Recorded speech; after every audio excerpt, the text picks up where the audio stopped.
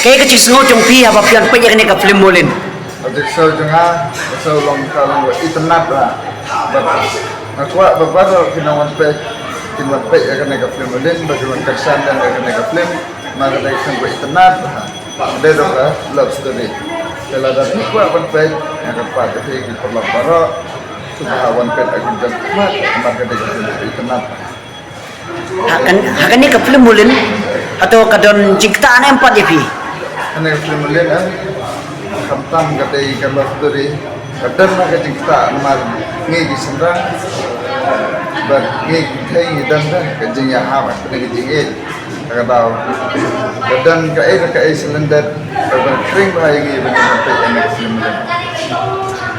Te pi pat haba pi syong haba pi pejak ni ke film molin mo. Te atau pi jauh umat na yam haba pi pejak ni ke film molin.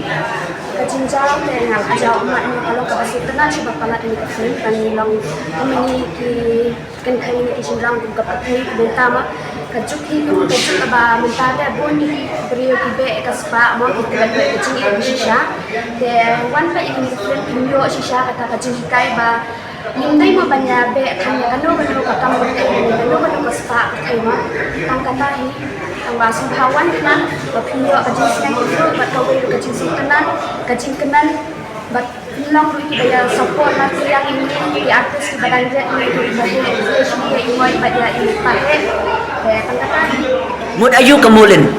Kemudian ketika kakak sudah aktris no, kabakal kakak no kabelas tengah subha menyaran sendiri bagi yang kieu nak sewan pegang itu film berlaku. Te saya pi pat mentangan keli. Apa pila dewan pen ni ke film pengop hagi ni kisnam gi balalit no. Pilawan pen.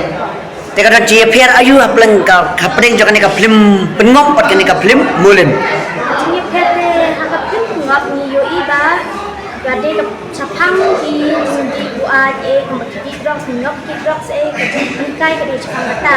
Hendai hak ni ke film molin bagawan pen yang mentah ke di sapang kecil it.